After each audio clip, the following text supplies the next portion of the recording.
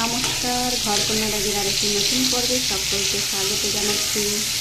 আজকে রাতে খাবারের জন্য আমি তৈরি করতে এসে গেলাম বেগুন আর আলু দিয়ে ইলিশ মাছের ঝোল করব। তা কালো তেলে গরম করে কালো জিরে ফোড়ন দিয়ে নিয়েছি, তারপরে বেগুন আর আলু একসাথে ভেজে নিচ্ছি। আর এদিকে আমার ভাত হয়ে গিয়েছে। আর এইদিকে দেখুন আমার ইলিশ মাছ ভেজে নেওয়া ছিল, সেটাকেও আমি দিয়ে দিলাম। এবার একটু হলুদ দিয়ে ভাজবো। দেখুন আজকে আমি বেগুনটা সবুজ কালারের বেগুন দিয়ে ইলিশ মাছ রান্না করতেছি আলু দিয়ে। এখন বেশি নাড়াচাড়া করা যাবে না, তাহলে মাছ ভেঙে যাবে। দেখুন সবজি এবং মাছটাকে কষানোর জন্য আমি একটু হলুদ গোলা জল আর লঙ্কা দিয়ে দিচ্ছি।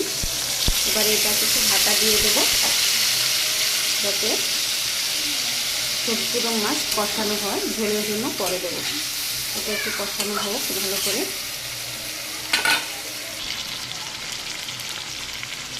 দেখুন সবজি এবং মাছ থেকে কিন্তু তেল ছেড়ে গেছে, কষানো হয়ে গেছে। এবার আমি ঝোলের জন্য জল দিয়ে দেবো।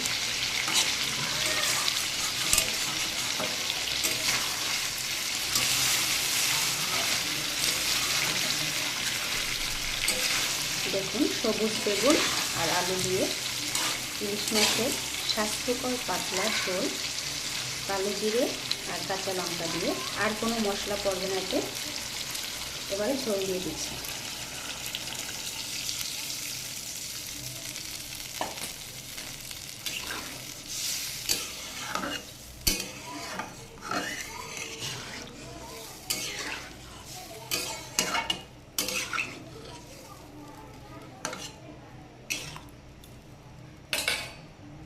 এবার এটাকে জোরে জাল দেব, ঝোলটা ফুটে উঠবে, আলুগুলো সেদ্ধ হবে, তারপরে নামিয়ে নেব।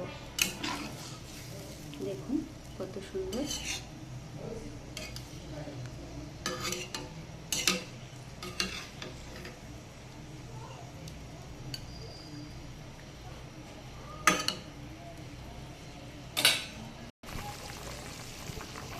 দেখুন আমার ঝোলটা কিন্তু ফুটে উঠেছে।